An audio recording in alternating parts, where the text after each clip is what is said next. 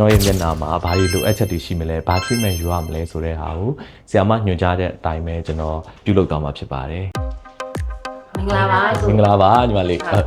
အပွဲမဲ့ယူထားတယ်ဒေါက်တာတော့ပြောပေးမယ်နော်ဟုတ်ကဲ့ပါညီမလေးဟုတ်အားလုံးပဲမင်္ဂလာပါခင်ဗျာကျွန်တော်ကတော့ဒေါက်တာ S ကိုရောက်ရှိနေရပဲဖြစ်ပါတယ်ကျွန်တော်ကခဏနေကြရင်ဆရာမနဲ့ discuss လုပ်မှာဖြစ်ပါတယ် discuss လုပ်ပြီးသွားတဲ့ခါကျရင်ကျွန်တော်ရဲ့မျက်နှာမှာဘာတွေလိုအပ်ချက်တွေရှိမလဲဘာ treatment ယူရမလဲဆိုတဲ့ဟာကိုဆရာမညွှန်ကြားတဲ့အတိုင်းပဲကျွန်တော်ပြုလုပ်သွားမှာဖြစ်ပါတယ်အဲ့တော့ကျွန်တော်နဲ့တူတူကြည့်ပေးပါဦးခင်ဗျာအပွဲမဲ့နေရပါပြီနော်ဟုတ်ကဲ့ဟုတ်ကဲ့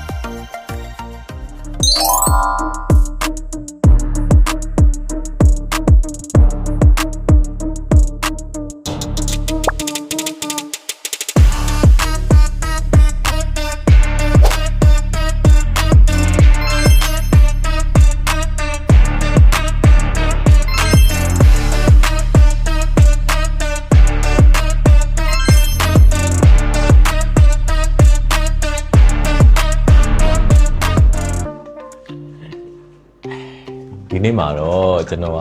ဒေါက်တာ S မှာအရန်ကိုနာမည်ကြီးတဲ့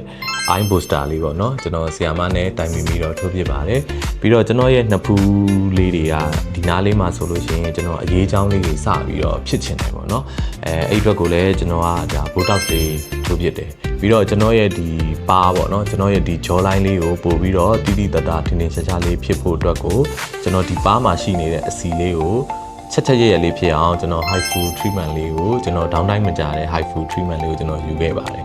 ကျွန်တော်ဒီနေ့လုပ်ခဲ့တဲ့ဒီ treatment တွေအကုန်လုံးကနှစ်ပတ်ရောက်တဲ့နေ့ကြလို့ရှိရင်တိတာတဲ့ result တွေရမယ်ဆိုပြီးတော့ဆရာမတို့ကပြောပါတယ်အဲ့ခါကျတော့နှစ်ပတ်ရောက်တဲ့နေ့ကြရင်ကျွန်တော်ဘယ်လိုမျိုးလေးတွေလူတိတာလာမလဲဆိုတဲ့ဟာကို after post မှာဆက်ပြီးတော့တွေ့ကြမယ်နော်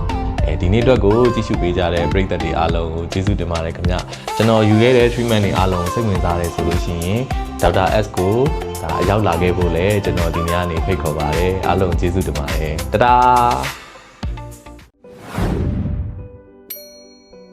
Dr. S Wellness Center